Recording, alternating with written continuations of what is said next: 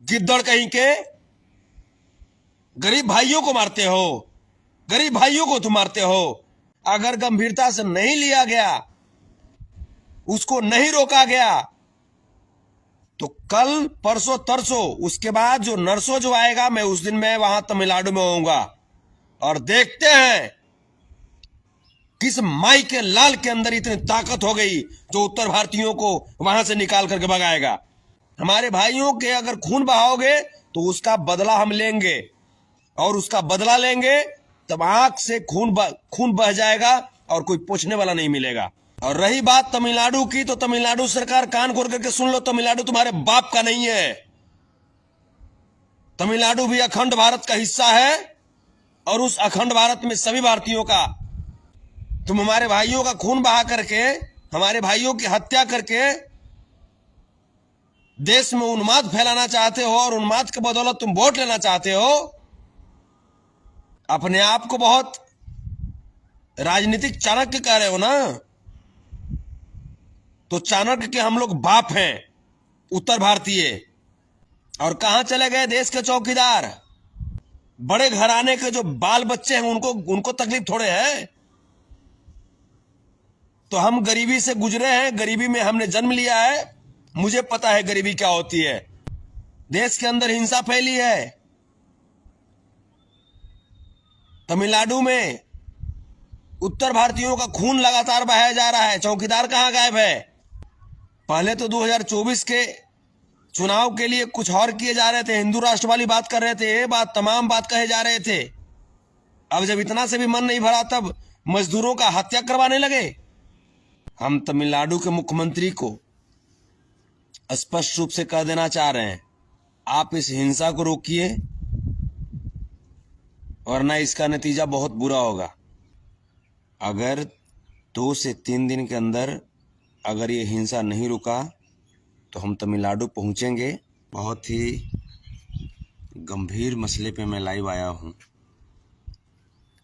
और जैसा कि आप सबको पता है कि तमिलनाडु में नॉर्थ इंडियन माइग्रेंट्स पे किस प्रकार से हमला किया जा रहा है। उत्तर भारतीय जो मजदूर हैं, हमारे भाई हैं, उन पे जिस प्रकार से तमिलनाडु के अंदर में हमला किया जा रहा है, जिस प्रकार से उन्हें दिन दहाड़े रोड पे काटा जा रहा है, ये बहुत गंभीर है। और हम इन घटनाओं की कोटि कोटि निंदा करते हैं और कहीं से बर्दाश्त करने के मूड में नहीं है। अगर 2 से 3 दिन के अंदर अगर ये हिंसा नहीं रुका तो हम तमिलनाडु पहुंचेंगे, और पहुंच करके जो हमारा काम होता है, जिस रूप के लिए आप सब हमें जानते हैं, जो कटिहार रूप आपने हमें देखा हमारे अंदर, वही रूप जा करके तमिलनाडु सीएम हाउस के सामने दिखा देंगे। क्योंकि बर्दाश्त नहीं कर सकते ना, हमारे भाइयों को यूं ही तुम काटोगे और हम चुपचाप बैठे रहें, हम उसमें से नहीं हैं। टीट फॉर टैट, जैसे को तैसा हम जवाब देना जानते हैं। ये तमिलनाडु तुम्हारे बाप का नहीं है, ठीक है? तमिलनाडु पूरे भारतीयों का है, चाहे देश का कोई भी कोना हो, हर एक कोने में प्रत्येक भारतीयों का हिस्सा है, और उसमें आराम से हम रह सकते हैं, आराम से हम जी खा सकते हैं। खास करके जिस प्रकार से जो रवैया हम देख रहे हैं गृह मंत्री जी का, अमित शाह जी का, ये बहुत दुर्भाग्यपूर्ण रवैया है कि आप उत्तर भारत में आकर के आप चुनाव लड़ लेते हैं, उत्तर भारत से आप वोट ले लेते हैं, और उत्तर भारतीयों को आप यूं ही आप कटवाते रहते हैं देश के विभिन्न हिस्सों में। जब उत्तर भारतीय से जब इतनी ही नफरत है आपको, तो फिर उत्तर भारत आप आते क्यों हैं? सिर्फ उत्तर भारतीयों को आप वोटर के रूप में जानते हैं। हम तमिलनाडु के मुख्यमंत्री को स्पष्ट रूप से कह देना चाह रहे हैं, आप इस हिंसा को रोकिए, वरना इसका नतीजा बहुत बुरा होगा। इसका नतीजा बहुत ही ज्यादा बुरा होगा। मैं तमाम जितने भी पॉलिटिकल दल हैं, चाहे वो कांग्रेस हो, बीजेपी हो, आरजेडी हो, जदयू हो, समाजवादी पार्टी हो, मैं सभी लोगों से मैं विनम्र आग्रह कर रहा हूं कि इस हिंसा को रुकवाइए।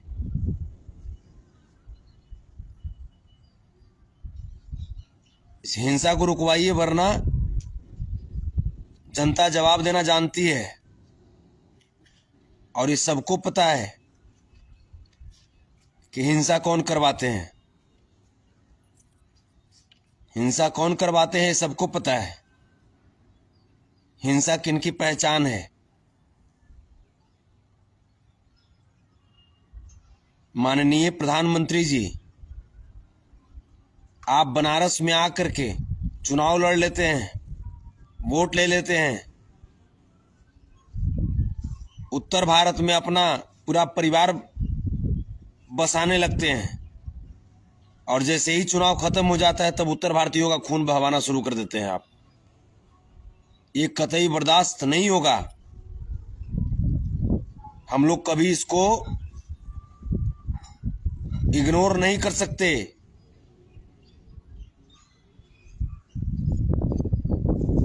हम तमिलनाडु के मुख्यमंत्री एम.के. स्टालिन जी से विनम्र आग्रह कर रहे हैं कि इस घटना को गंभीरता से लेते हुए इस घटना में जितने भी दोषी हैं उन पर कार्रवाई कीजिए और इस घटना को रोकिए।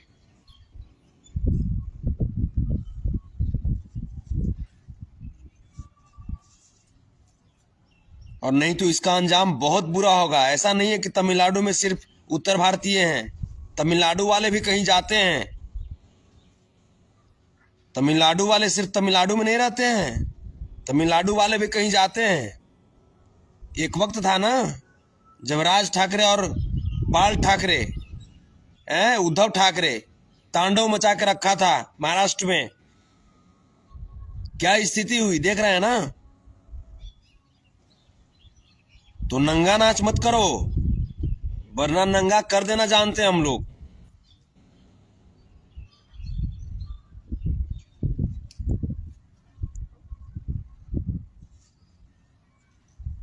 और रही बात अमित शाह जी की,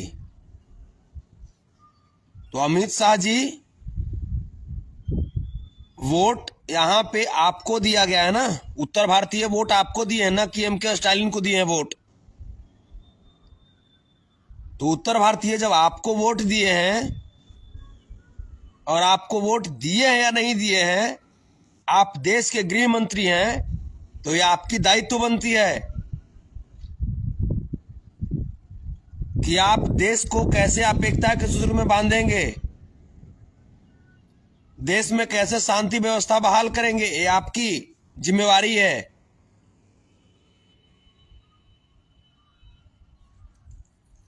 और भाजपा बैठ करके जो नंगा नाच करवा रही है और देख रही है, ये कतई बर्दाश्त वाली बात नहीं है।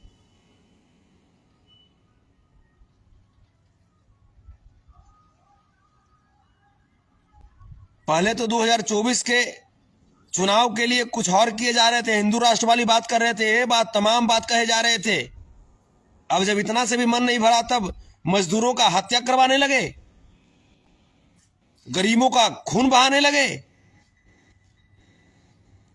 ये कैसी घटिया राजनीति पे उतर गए हो भाजपा वालों।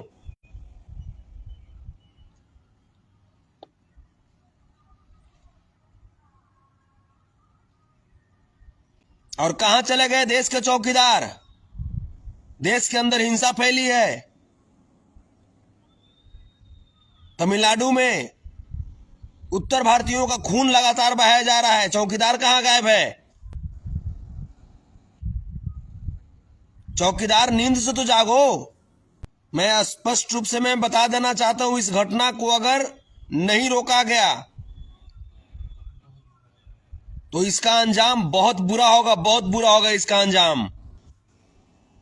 फिर उसके बाद कोई भी लोग ये नहीं कहेंगे कि उत्तर भारतीय भी ऐसे होते हैं। अपने आप को बहुत राजनीतिक चाणक्य कह रहे हो ना, तो चाणक्य के हम लोग बाप हैं उत्तर भारतीय। हम लोग जानते हैं कि राजनीति कैसे की जाती है। तुम हमारे भाइयों का खून बहा करके, हमारे भाइयों की हत्या करके देश में उन्माद फैलाना चाहते हो और उन्माद के बदौलत तुम वोट लेना चाहते हो, तो हम ऐसा नहीं होने देंगे।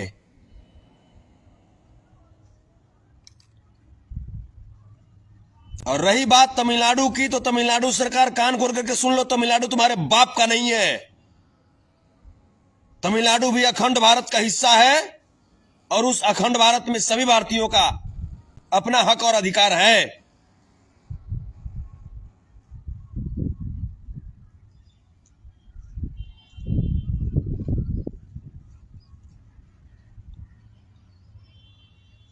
अरे तमिलनाडु सरकार, तुम्हारे यहां हमारे भारतीय मजदूर इसलिए चले गए क्योंकि 17 साल तक यहां पे बिहार में जिसका शासन व्यवस्था था ना, वो भाजपा थी और उसने हमारे बिहार के मजदूरों को पलायन करने पे मजबूर कर दिया। बिहार में नौकरियां बंद कर दी थी, रोजगार के अवसर बंद कर दिए थे, ना कोई फैक्ट्री लगवाया।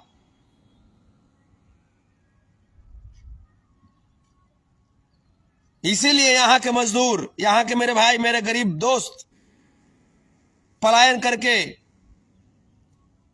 कभी तमिलनाडु तो कभी हरियाणा, कभी गुजरात जाने को मजबूर हो गए।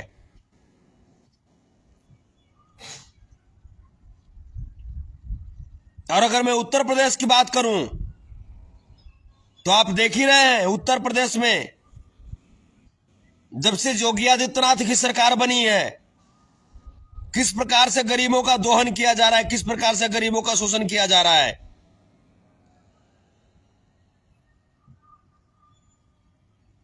तो तमिलनाडु मामले पे मैं बहुत गंभीर हूं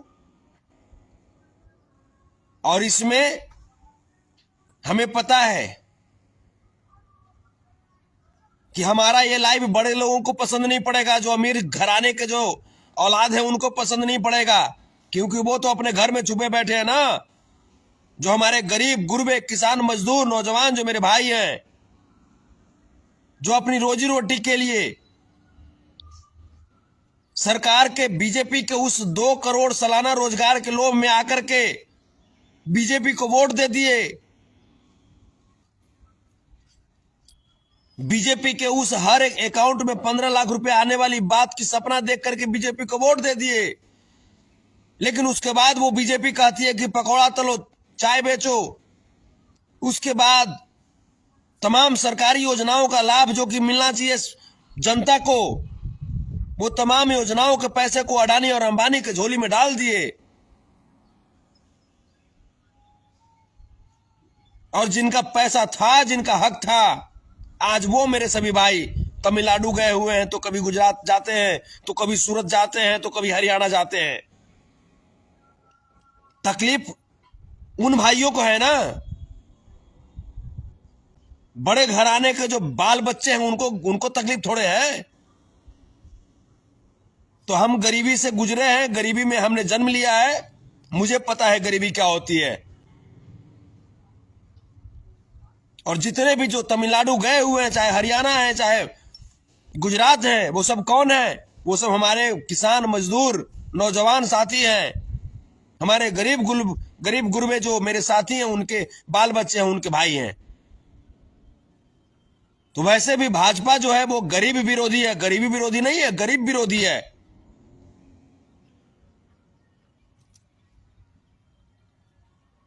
तो गरीब विरोधी रहो या कुछ भी रहो, हमारे भाइयों के अगर खून बहाओगे तो उसका बदला हम लेंगे, और उसका बदला लेंगे तब आंख से खून बह जाएगा और कोई पूछने वाला नहीं मिलेगा।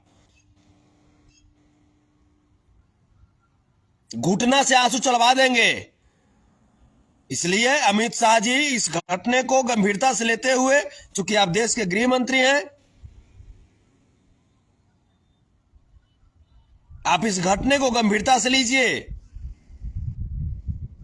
और इस घटने को गंभीरता से लेते हुए उचित कार्रवाई कीजिए। वहां पे तमाम जो उत्तर भारतीय जो हमारे साथी हैं उनको सुरक्षा व्यवस्था बहाल कीजिए।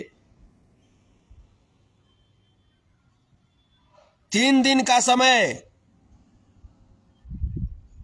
कल, परसों और तरसों, अगर इस 3 दिन में अगर वहां पे हमारे उत्तर भारतीय मेरे साथियों के ऊपर जो हो रही हिंसा है उसको अगर गंभीरता से नहीं लिया गया, उसको नहीं रोका गया, तो कल, परसों, तरसों, उसके बाद जो नरसों जो आएगा, मैं उस दिन मैं वहां तमिलनाडु में होऊंगा और देखते हैं किस माई के लाल के अंदर इतनी ताकत हो गई जो उत्तर भारतीयों को वहां से निकाल करके भगाएगा। देखते हैं किस मां ने ऐसा शेर पैदा कर दिया है। गिद्दड़ कहीं के, गरीब भाइयों को मारते हो, गरीब भाइयों को तुम मारते हो।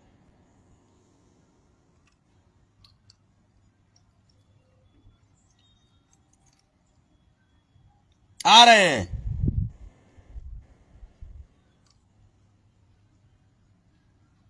और मेरे भाई लोग एकजुटता दिखाइए। जितने भी उत्तर भारतीय हैं, अपने अपने जहां कहीं भी हैं, अपने अपने सबको जगाइए, चाहे वो जनप्रतिनिधि, मुखिया हो या सरपंच हो या जिला परिषद हो, सबको जगा करके बोलिए कि चलो तमिलनाडु, चलो देखा जाएगा किसमें कितना दम है। दिखा देते हैं ये लोग को, चढ़ कर नकिया चाप देंगे। आज वही मजदूर किसान के बदौलत जिस बड़े घर में रह रहे हो ना, जिस बड़े बिल्डिंग में, वो बड़े बिल्डिंग तुम्हारे बाप ने नहीं बनवाए हैं, बल्कि वही मजदूर, वही नौजवान, वही किसान का बेटा पसीना बहा बहा करके वो बड़ा बिल्डिंग तुम्हारे लिए खड़ा करते हैं। इसलिए तमिलनाडु में जो कर रहे हो ये बिल्कुल तुम गलत कर रहे हो। चाहे देश का कोई भी हिस्सा हो, वो पूरे भारतीयों के लिए है, तुम्हारे बाप का सिर्फ नहीं है तमिलनाडु।